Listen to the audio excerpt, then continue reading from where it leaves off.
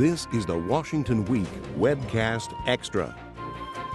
Hello, I'm Gwen Eiffel. I'm joined around the table by Peter Baker of the New York Times, John Dickerson of CBS News, Manu Raju of CNN, and Joan Biskupic of Reuters. Joan has spent more time than any of us in the company of Antonin Scalia while writing her book, American Original. He made a martini for me once, but it's not the same. And although it was not an authorized biography, Scalia still spent a lot of time talking to you about this book. For an unauthorized biography, what, did he just like to talk? No. At first, he said no to me. And then he decided that I was learning so much about his family. Why not? In fact, the story I tell is that I went to him and I said, Justice Scalia, do you know what I've just found out about your father in various ways, his naturalization after he came through Ellis Island, and the fact that he had gotten a very prestigious fellowship from Columbia in 1935 when he was studying for a PhD to go over to Rome and Florence. And Justice Scalia said, yes, but did you know I was conceived on that fellowship? So he was constantly trying to one-up me, and then he started having me in, and I sat with him for a dozen interviews and have been sitting with him since until the end. Did his reputation as the, kind of smart, difficult, challenging member of the court, did it hold up? That was just what those of us on the outside saw.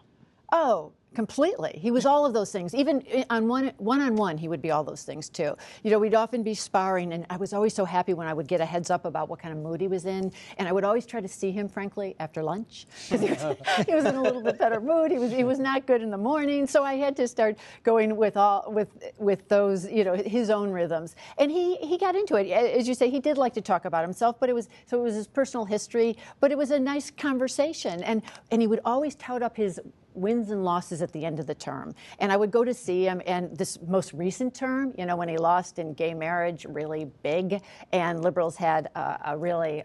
field day. Yes, they really had a much better term than they'd had in many years. He was so despondent. He even said, I don't think I'm going to get over this one.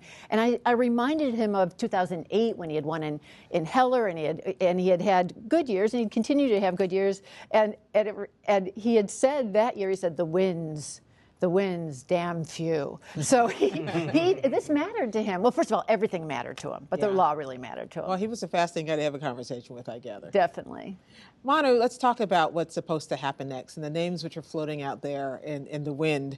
But specifically, there's one theory about a sacrificial lamb appointment or nomination. Walk me through that. Yeah, this is the idea that this person is probably not going to get confirmed, knowing full well that the Republicans are laying down the gauntlet already before there's even a nominee. And the idea being that someone who would put Republicans in a very difficult spot would galvanize the Democratic base. And this person wouldn't mind going through a really intensive, brutal process when all of us will be looking in their background, looking at everything about them, their family life, everything, to endure this for the good of the party. Now, the president has been saying this, or Vice President Joe Biden, I should say, has been coming out and suggesting that the president's going to not necessarily go the route of someone just simply to rile up the Democratic base, instead get someone who presumably had Republican support, someone who's more moderate, and still that would put Republicans in a tough spot, particularly if it's a lower court judge who has gotten confirmation from the Senate before. The people on the short list have actually been confirmed unanimously by the Senate, so that would put Republicans on the spot, and maybe that could actually lead to this person's confirmation if the stars aligned, but it may not rev up the Democratic base the way that some progressives. Name some names. Well, there are lots of names that are floating around. Sri Srinivasan is one person who is seen as on the top of the shortlist. He's an appellate court judge, someone who was confirmed, I think, in 2013. So the assumption would be a lot of the people currently in the Senate have already voted for him. Right, and he was confirmed unanimously at that time. But, in addition, there are all sorts of names that are floating out. Sometimes people are already talking about possible politicians who have not been members of, who've not been judges in the past. People's names, like we were talking about, Amy Klobuchar, Cory Booker's name has come up. I know that Senate Democrats have floated his name to the court. They've had discussions with the White House and Booker's office. I don't know if that's very serious. I don't think it's very serious. Loretta Lynch's name? Loretta Lynch's name has come up. as well. Even some Republicans like Brian Sandoval, the Nevada governor. It's hard to tell because so many times, we hear different things and people push their own name for their own political reasons or their allies do. But the White House said today that there are a list of names the president is going through this weekend. We're probably going to expect to see something in the next few weeks. Okay, John, I'm going to take you. You had a big debate last Saturday night in, where were you, Greenville, South Carolina? Greenville, South Carolina. Yes, you were. I hope it was barbecue eaten. Now, here's the thing. We all get to see what happens in front. It was quite a lively debate, but we're wondering if there's anything you can share with us that we didn't see, that you had to keep all those balls in the air while trying to elicit actual information. Well, there was all the behind-the-scenes prep for it in room 1100 of the Greenville Westin. On one day, I guess was it Thursday? We were there from about 10 a.m. till the end of your debate, so about 11:30. We were at the Pfister in Milwaukee. Yes. Yeah. So we watched you from the room, but we didn't get out of the room for that whole period of time. That was our last pass through the questions. Of course, the news of Scalia's passing happened a couple of hours before, so we were scrambling to change the questions around. It was it's a very carefully orchestrated roadmap of the questions, the possible responses, the follow-ups, the time, making sure everybody gets an equal amount of time, making sure the order is correct. And so that takes a lot of thinking. Everything gets fact-checked. And then you have to throw that up in the air because you have to change the top of the debate, move things around. So there was a lot of frantic activity right before it happened. The crowd was clearly, as the debate was going on, we talked to the crowd and said, hey, can you... But don't they suck up a lot of your time, too? I mean, you've got this thing timed out a certain way, and you don't get to everything you want to get to because the crowd is the crowd, another that's character. Right, and that kills you. And the reason it's so frustrating is that you start this process. I learned something from doing it in the Democratic debate, but you start with 180 questions, and then you keep losing them. Yeah. And then you realize in the end that you really don't have that many questions. And if you lose a question, it's not only you've lost a chance to get an answer about something that you think is important for people to know about, but it throws off the whole balance of the whole thing. And so when there's that noise, not only are people not getting the actual information, and there were a lot of substantive answers to questions on both foreign policy, domestic policy, about ISIS, about immigration, about taxes, that you worried weren't getting through. What didn't you get to? Oh, well. I'll tell you one if you tell me.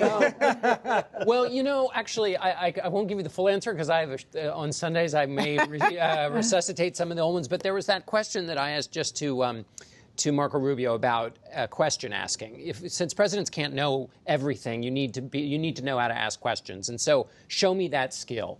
The problem is when you ask it to just one of them, I'd wanted to ask it to all of them. If you ask it to one Republican, they're going to talk about so the question was, ask a question of a previous president. What would you want to know about the job? That's an interesting question. Yeah. Well, except that one of them is going to spend all their time on Reagan. Fine. But then 5 through 6, the next 5 can't do the same Ronald Reagan song, so they would have to actually maybe answer the question. But we only had time to ask worse, one. Maybe they would all do the same. Well, that's true. That's true. As you know, the real challenge is that the questions don't come with a sidecar of sodium pentothal.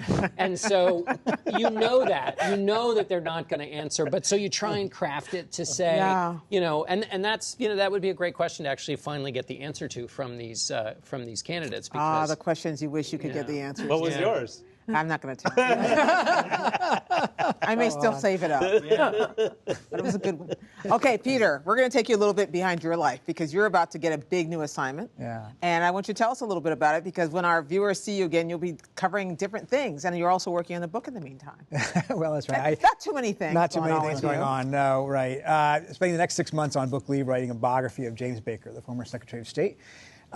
Who oddly has never been treated to a big biography before. And he's a fascinating character because not only is he Secretary of State during the most fascinating moment of our recent times, the end of the Cold War and reunification of Germany and the Gulf War, he also ran basically 5 presidential campaigns. I mean, it's sort of like Kissinger and Karl Rove rolled into one, right? Yeah. And how many people have touched so many important moments in our recent times. And he's an archetype of Washington that doesn't exist anymore. So that's a fun project. And then, if that weren't enough, in August, we'll be moving to Jerusalem to be the bureau chief there for the Times. Because not much is going on there. Not much is going on. I figured after all this time in Washington covering divisiveness and polarization, it would be nice to go someplace where everybody gets along so well. Yeah. Somebody who had your job at another paper once said, covering this between the Republicans and Democrats in Washington is basically like covering the Palestinians and the Israelis. Well, there's something to that. I think it's obviously the consequences are